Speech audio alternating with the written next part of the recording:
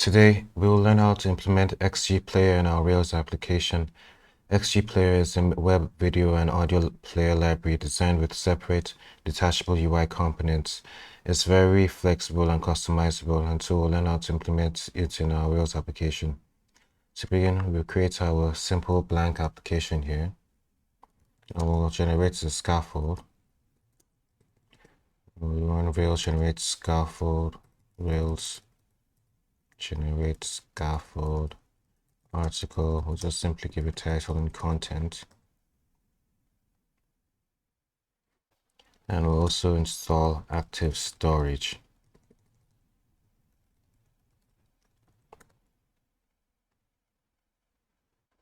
Now that that is installed, we can run our migration. And then with that, we head over to article. Since we want to attach a video here, we'll say has one attached video. And then we can head over to our articles controller. And in our strong parameters, we want to accept video. And then from there, we can head over to our form. We can add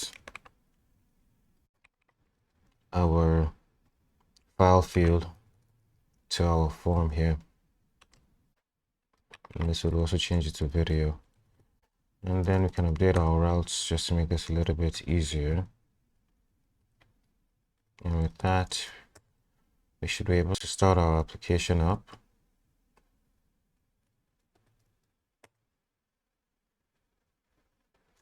And we can create a new article.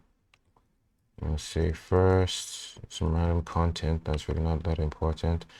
And then we can attach our simple video. Now that we have done that, and on our show page here, we can see the video doesn't render out. So we can go to our show page in our view. And this is where we want to render out our video. So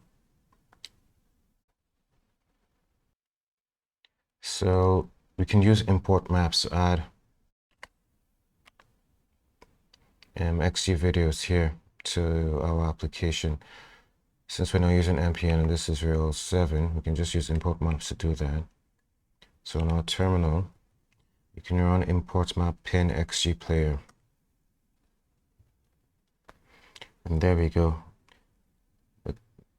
If we look at our import map file, you can see Xgplayer has been pinned here. So we can hand over to our stimulus controller, the default one that's created. That's the hello controller, and we can rename this to video controller. We don't need this here anymore. So when we go back to our show page, we can wrap this in a data controller that we'll call video.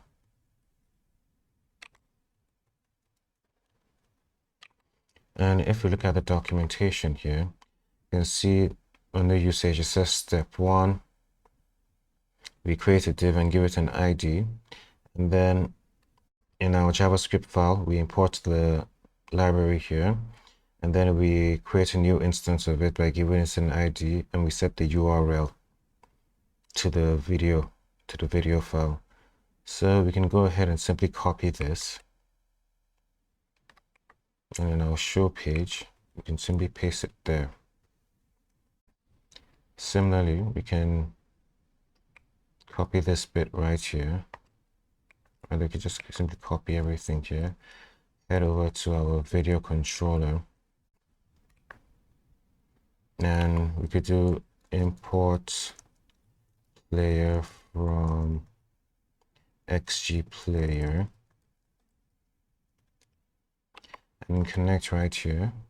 We're going to use this. It's the constant player equals to new player.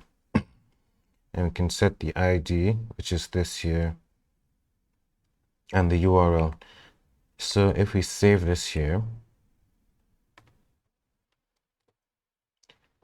and we go back right here, and we refresh it, You can see our video player loads up, and it loads the video right here from this URL. So we can click on play. And you can see the video, it loads up.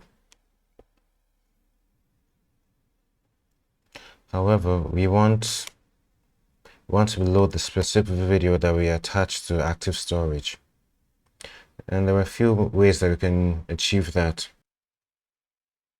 So if we head back to our show page, since we could create a tag element, a tag p element using the Rails helper, and this element will just print out the active storage block path for our video. So if we save this, you can see that the URL right here for our video file is loaded right here.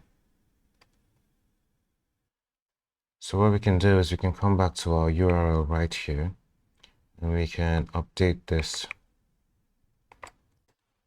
You can simply do document get element by ID link, since we gave this the ID of link, and then we can get the text content, and then we can save it.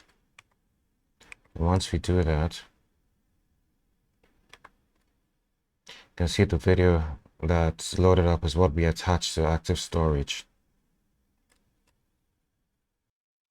And when we look at the documentation for Xgplayer, we can see that it's deeply customizable and we can configure a lot of options.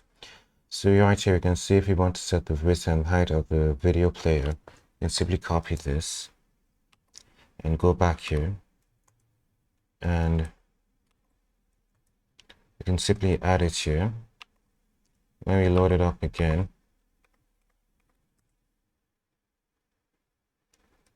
or if we change it, we could do something like 700.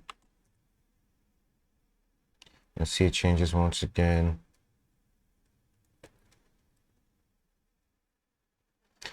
And these options, there are a few others that we can explore with. We can set the default volume to whatever we want.